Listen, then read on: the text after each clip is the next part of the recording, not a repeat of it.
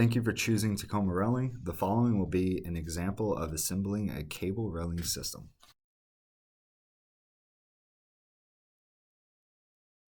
Step 1. Lay out end posts and corner posts. The end post should be 2.5 inches to 3.5 inches off the face of the wall, allowing room for the fittings. Set end post and corner post. Start by pre-drilling the holes for the lag bolts. When attaching the lag bolts and washer, do not fully tighten lag bolts until posts have been checked for level. After ensuring posts are level, fully tighten bolts securing post in place. Finish by attaching the plastic finishing caps. Lay out intermediate posts. Spacing between posts should not exceed 5 feet, center to center. Use a laser or string line to help line up the intermediate posts. Step 4. Adding post stiffeners to end posts. Step 5. Connecting receiver to cable. Only turn the receiver 2 to 3 full rotations, leaving space for the cable to be tensioned in later steps. Step 6. Feed cable through posts. It can help to put a small bend at the end of the cable to help feed the cable through corner posts. Step 7. Inserting corner pipe. Create a small loop in the corner post by pushing the cable into the post. This will allow for the corner pipe to freely slide down the post. Finish by pulling out the slack in the cable, locking the corner pipe into place. Step 8. Attach slide lock assembly. It can help to rotate the slide lock counterclockwise. Pull slack out by hand. Note, do not tighten cable at this step.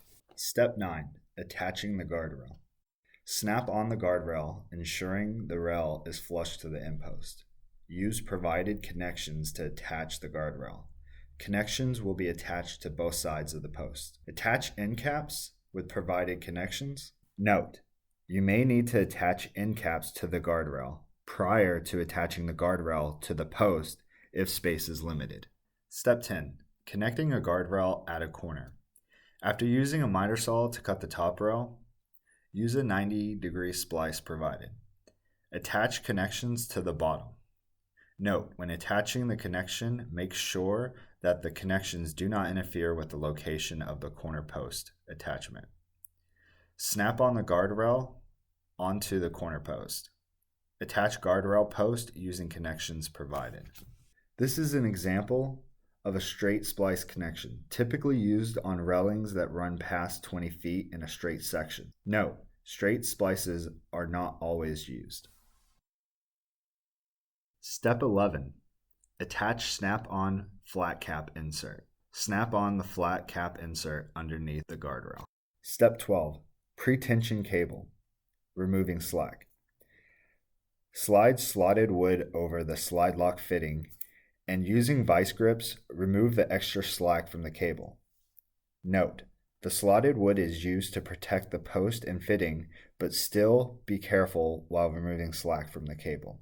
Step 13. Tension the cables. Using cable vice grips, clamp the cable. Note to be careful with this step to not damage cable. While cable is clamped, use Allen key to tension the cable. Follow the provided tensioning order. Notice the order in which to tighten the cables should be alternating from bottom to top until you reach the middle cable. Step 14. Cut cable flush to slide lock. Using a cutoff wheel, cut the cable flush with the slide lock fitting. Step 15. Attach snap-on finishing caps to slide locks. Thank you for choosing Tacoma Railing. This completes the cable railing tutorial.